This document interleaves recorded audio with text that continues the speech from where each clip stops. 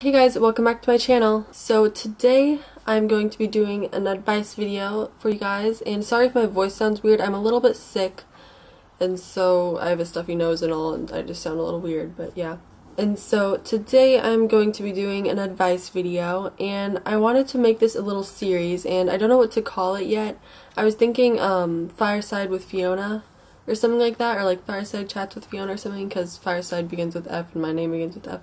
But if you guys have any other good ideas, then just comment them in a comment below. And if I like it, then I will definitely give you credit in my next advice video. And yeah, so I'll just start. So this episode, I'm going to be talking about dealing with moving or going to a new school and all that, because I have moved, I've moved 3 times in my whole entire life, but the first time I moved I was like 1. And so I don't remember that, obviously, but other than that I've moved twice. And so when I was 1, we moved to Texas, and then that I don't remember, but then when we moved from Texas to California, I'll talk about that with you guys. And then from California we moved to Germany, which is like a big move, and so I'll talk to you guys about that, and then I'll just go through all the stuff that happened and tips and everything, how to make friends and everything and all that. And so the first thing that you should know about moving is it's okay to be sad, but you shouldn't like only be sad. Like, you should try to see the good parts in moving, or just, you kind of have to just accept the fact that you're moving. Like, if your parents say that they want to move somewhere else, then you can't just like tell them, no, I don't want to move because I have my friends here.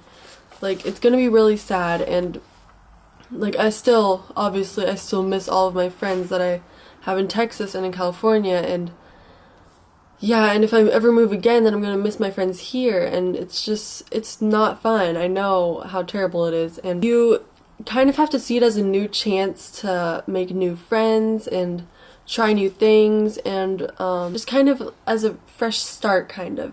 But yeah, just try to see the positive parts in moving, and don't try to be too sad, because it's a lot better to see the good parts about it. And it's okay to cry. You can cry as much as you want. Try to see the good aspects in moving, and not just all the bad things, that you're gonna miss your friends, you're gonna go to a new school, it's gonna be hard, and maybe if you're moving to a place where you don't speak the language, then you have to learn the language or something.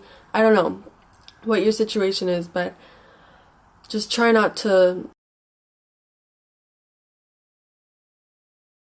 And so when you move, you're probably going to want to make new friends, and so one thing that you've probably heard a billion times, but you always have to be yourself. Because if you're not yourself and you make friends that like the person who you're not, who you're pretending to be, then once you come out as the real you, they're not going to like you. And so just be yourself from the beginning, and then you'll find your true friends. And if you're just if you're just going to a new school and you're not moving completely to a different country or whatever, or a different state, then it's okay if you don't find your best friends at that new school, because you can always go and, I mean, if you're still in the same city, then you can always see your old friends at your old school, and you just have to try and keep in contact with them. And so as for moving to a new neighborhood or a new state or whatever, try to get to know the neighborhood, or like see what kind of people are there, because you're gonna want to know your way around the neighborhood if you want to get to different places. Because I remember when I moved here, like, I literally, every once in a while, I'd just, like, bike around the neighborhood, and I actually got lost once, so make sure you have your phone with you in case you get lost. See what's in your area. Like, we have a pizzeria right down the street here, and so if I want a pizza on a Friday night, then I could just go down and get a pizza, so that's cool. And then we have a grocery store over there and a grocery store over there, and we have a couple bakeries, and it's just nice to know what's in your area. I mean, there could be churches or libraries or different random places that you like to go to. And another good thing to start out with is meeting your neighbors and people that live in your area. Just try to be interactive with all the people in your area. And I don't know, just like, you can have barbecues with your neighbors. It's just nice to have fun neighbors and nice neighbors, and be interactive with your neighbors, because neighbors are always cool. And so another tip to finding new friends is joining clubs or sports clubs, or like a music band. If you like playing guitar or whatever, or the drums, then you can go to your school or something, or any activities at your school are always good to go to. or you can go to yoga classes. I go to yoga classes every once in a while. And yeah, you can just always just do whatever you like, and then you'll find people with the same interests, and there you go, your new best friend. And so if you live in the same state or country, then it's easier to meet up with your old friends.